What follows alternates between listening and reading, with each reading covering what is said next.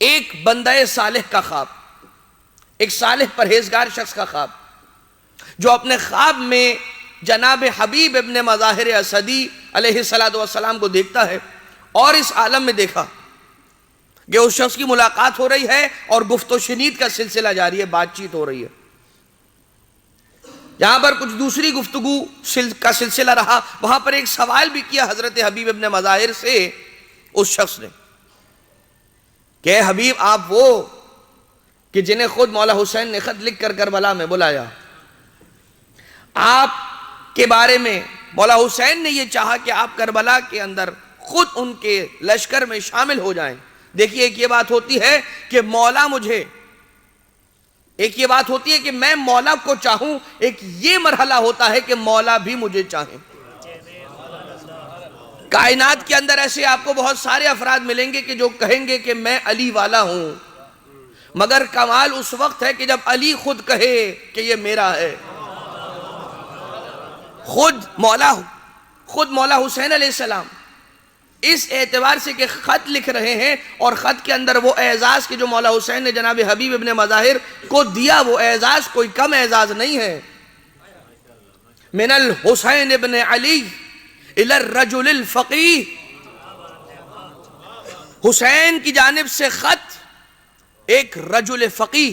حلال و حرام کی تمیز رکھنے والے مرد فقیہ کی جانب۔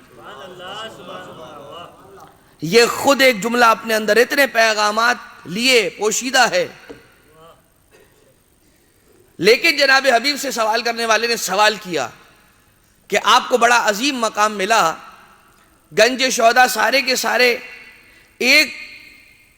اعتبار سے ایک ہی مقام پر، ایک اجتماعی قبر کے اندر مدفون، آپ اپنے قبیلے کے سردار یا جو بھی سبب قرار پایا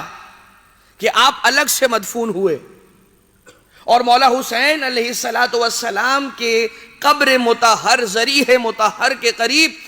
اس جگہ پر جناب حبیب کی قبر ہے کہ مرد حضرات جب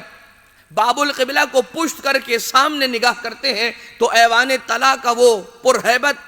اور خوبصورت منظر نظر آتا ہے کہ جس کی پیشانی پر انہیں لکھا ہوا رسول کا وہ کلام نظر آتا ہے، حسین منی و انا من حسین۔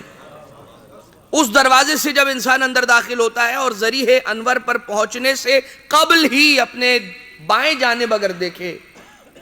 تو ایک قبر نظر آتی ہے، ایک ذریح نظر آتی ہے، چھوٹی سی ذریح جناب حبیب۔ اب ذرا اپنے ذہن کے اندر تصور میں مولا حسین علیہ السلام کی ذریح والے کمرے سے تھوڑا پہلے آپ اپنے آپ کو محسوس کریں کہ کھڑے ہیں حرم حسینی میں، اور آپ کے بائیں جانب قبر جناب حبیب ہے۔ ایسا محسوس ہوتا ہے کہ جناب حبیب ہر آنے والے زائر کے استقبال کے لیے کھڑے ہیں اس مقام پر، اور کہتے ہیں کہ مرحبا اے زائر حسین، آ جاؤ بارگاہ حسین میں۔ وہ مقام مل رہا کہ خود علماء کرام نے اس بات کو بیان کیا، متواتر یہ بیان کیا کہ کوئی شخص اپنے لیے بھی یہ عمل کر سکتا ہے اور اپنے کسی چاہنے والے کے لیے بھی عمل کر سکتا ہے۔ کیا عمل کر سکتا ہے؟ کربلا معلیٰ اگر کوئی جانا چاہتا ہے تو اس کے لیے خاص عمل، کوئی ایسا ہے کہ جسے زیارت کربلا نصیب نہیں ہو رہی، ارادہ بھی کیا، نیت بھی کی، مگر کوئی ایسی وجہ کہ نہیں جا پا رہا، جناب حبیب ابن مظاہر اسدی سے توسل کرے اور جناب حبیب ابن مظاہر سے کہے اے حبیب،